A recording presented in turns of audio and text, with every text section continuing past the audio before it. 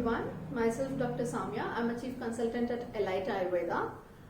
I'm over here today to talk about immunity. I assure since at least last 40 to 60 days, the most googled word is immunity or immunity boosters. Anyways, many of my doctor friends are already talking about a few of Ayurvedic medications like preparations and what does it contains, and also they are talking about the single herbs. But I thought I'll give you an insight about immunity. I'm not going to talk to you in very depth about the immunity according to any science, like according to a modern science or Ayurvedic science. But I'll just get you general awareness what exactly is immunity. So let's start with it. First thing is immunity. So that is like immune system. Every person has inside them. So from where does this immunity start? It starts from when the lady gets pregnant.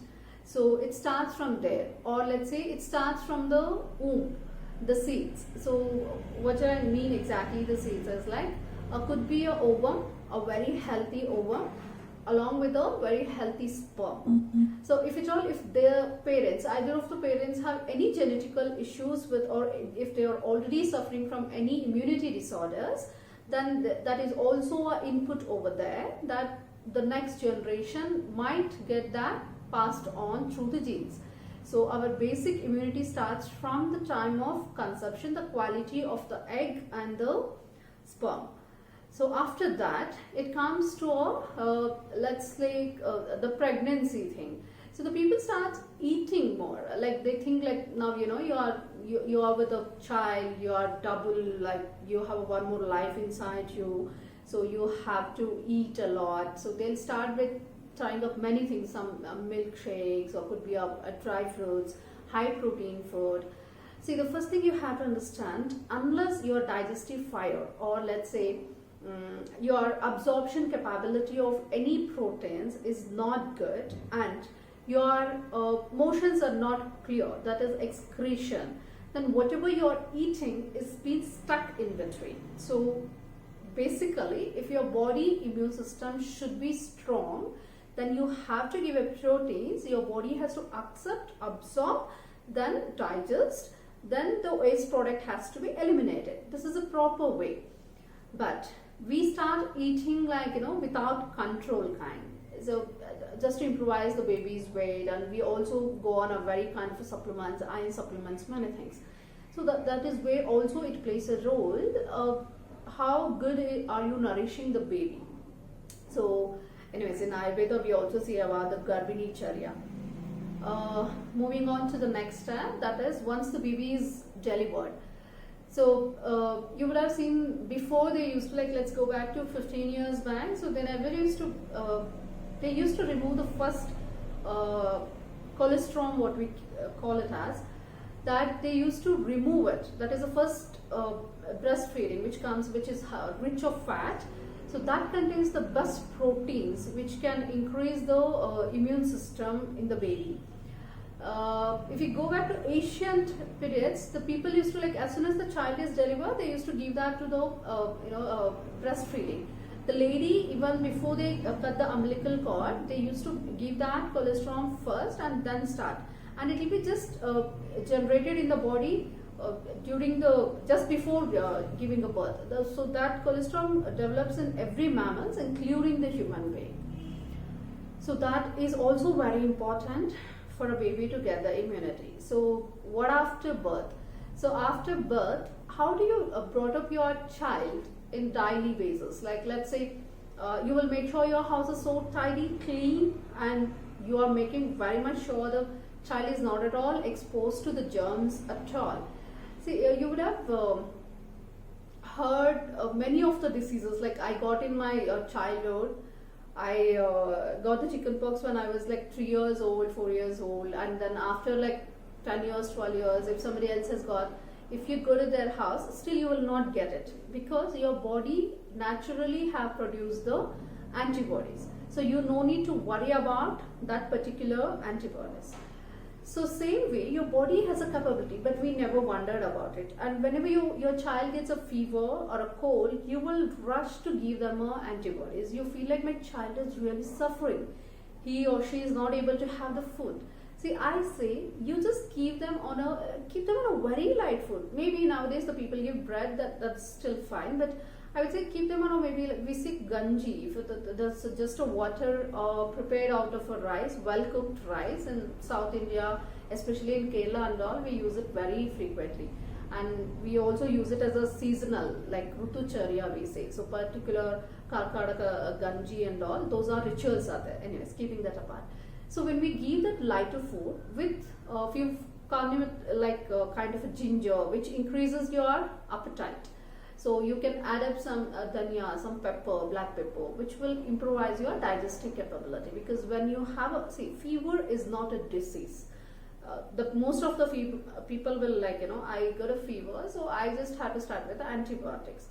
Fever is a symptom, or it is a reaction by your body to particular let's say the virus has attacked your body, so my body is trying to respond back. So it is trying to hit back by producing some antibodies which is still not responding on that particular virus. So I am showing some changes in my body. So what is that change? Could be a fever, could be a cold, could be a running nose, or could be a cough. So what we understand, fever as a disease, no, your body is already have a capability to fight back. So when you are not able to tackle that with any of these increasing your digestive fire and making it keeping yourself on a very lighter food, then let's say we will go to the antibiotics. That is like medicine is required at that step. But most of the time we fail there. We will start the antibiotics from the day one, and we will also use some medication which will suppress the fever. Any mother checks her child's temperature, and if it shows below 99, you feel calmed down. See, 101, 102, I agree. If the fever starts increasing, they may go into epileptic attack. There are many other consequences. I'm not saying no, but you should not be giving them immediately without giving the body time to heal. So what I'm trying to say is the immunity is always inbuilt. If every person has the same organs, same we have been created with many of the things. We experience most of the emotions. We just look different, maybe with fat, thin. These are the body structures, but everybody has the same heart, same kidneys. So we have most of the organs, same doesn't mean we are the same, right? So everybody's immunity varies from individual to individual because it starts from the time of conception. And if you already start with a dust allergy, these all, maybe the two kids brought up in the same climate, one got the dust allergy, one didn't. So that's where your immunity plays a role again. So immunity has to be developed from the childhood. It is not something like you will develop overnight, or there is no medicines like that which can just boost your immunity overnight and protect you from any kind of viral infections on the world.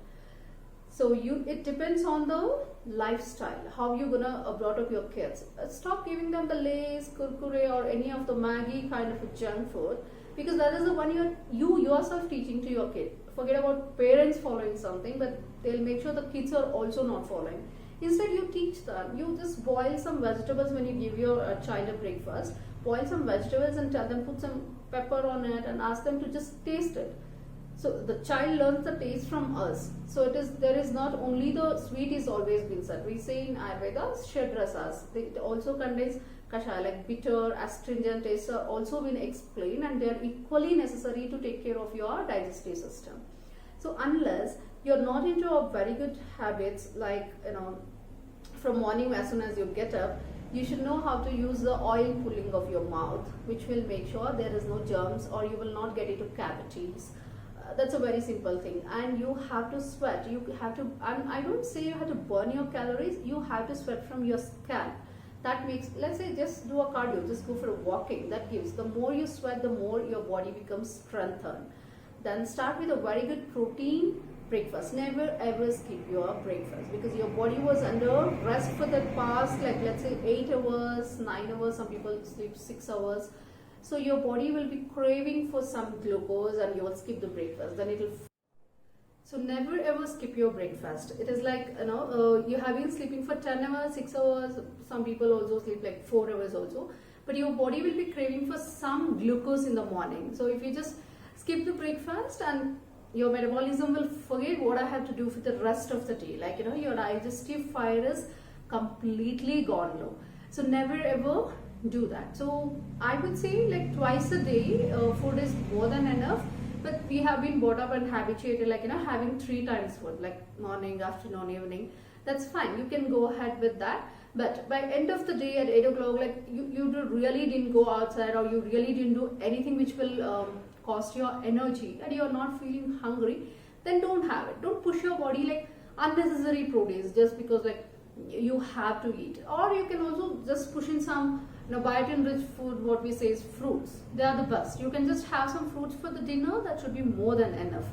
So the immunity is not something like developed overnight. But if you ask me, doctor, there is no medications in Ayurveda regarding to immunity. So we call it as something Vyadhi Kshamatva. Vyadhi is something a disease, Kshamatva is like to avoid that.